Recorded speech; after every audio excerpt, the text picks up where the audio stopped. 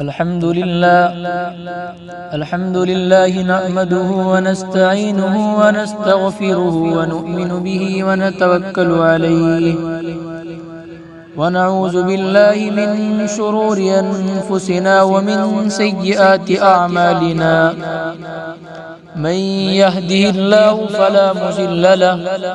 ومن يضلله فلا هادي له ونشهد أن لا إله إلا الله وحده لا شريك له ولا نزير له ولا وزير له ولا مشير له ولا معين له وصل على سيد الرسل وخاتم الأنبياء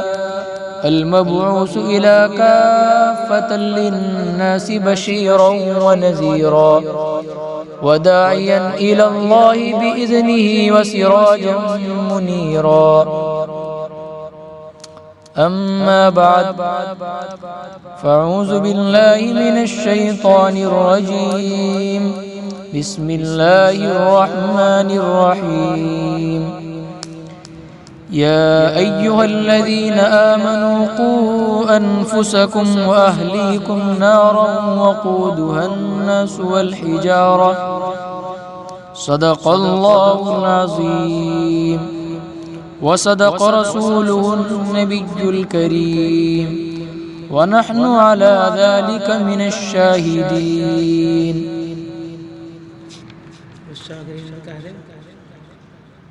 میرے محترم بزرگوں اور دوستوں،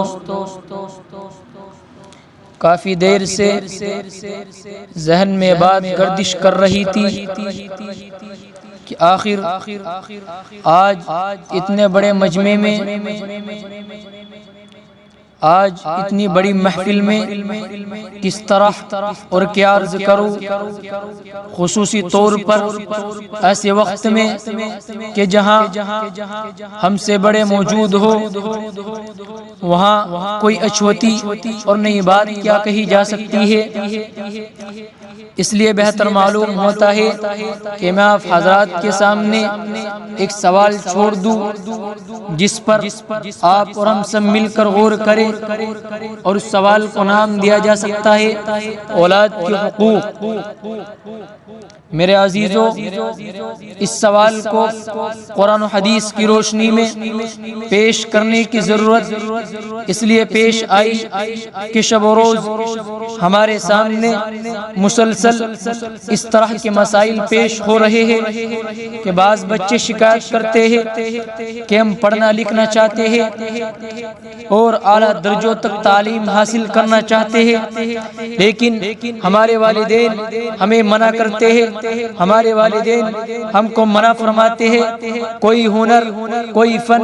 سیکھ لینے کی ترغیب دیتے ہیں. ان کا مسلسل اصرار بڑھ رہا ہے، حالانکہ ہمارے گھریلو اور معاشی حالات بھی الحمدللہ بہت بہتر ہے. ایسا بھی نہیں کہ کوئی مجبوری درپیش ہو. اسی طرح بعض بچوں کی شکایت ہے کہ وہ والدین کو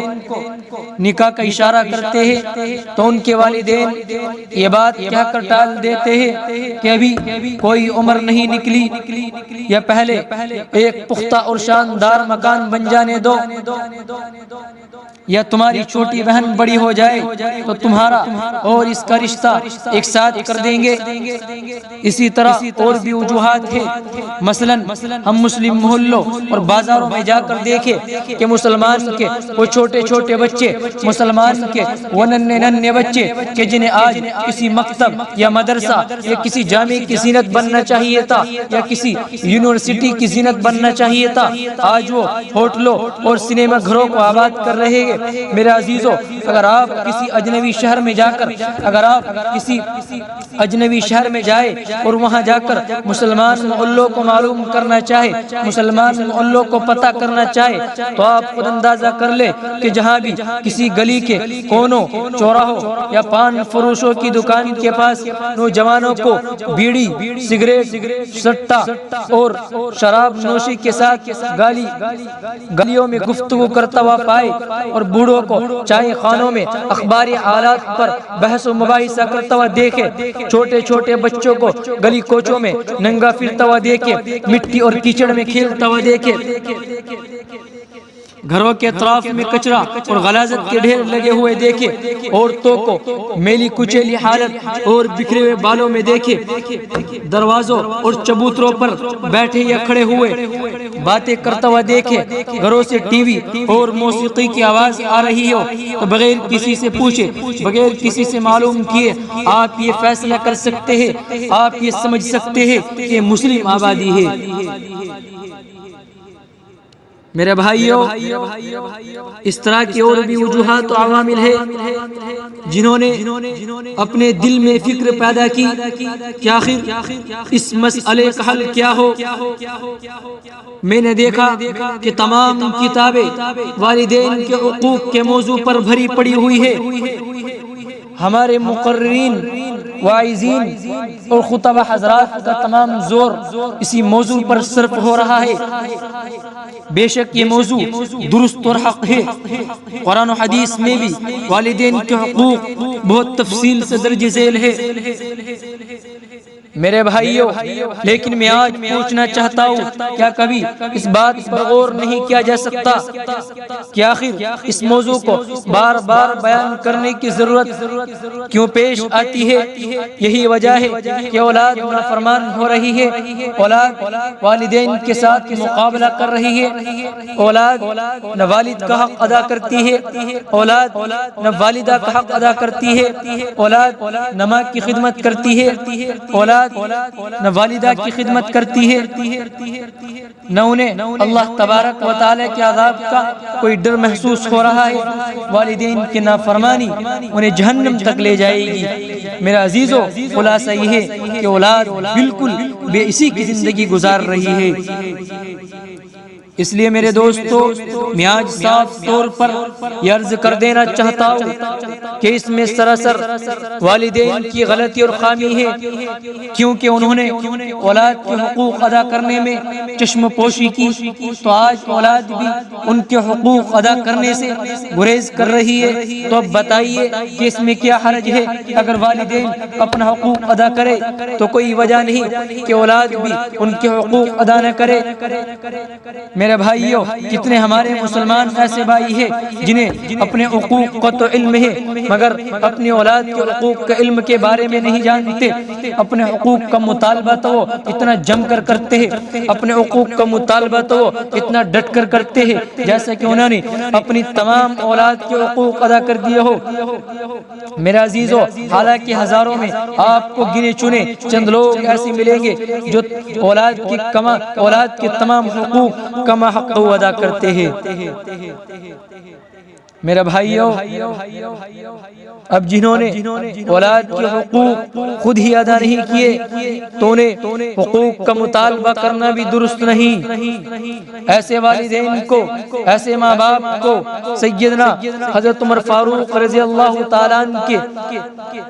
زمانہ خلافت میں پیش آنے والے واقعے کو ذہن نشین رکھنا چاہیے۔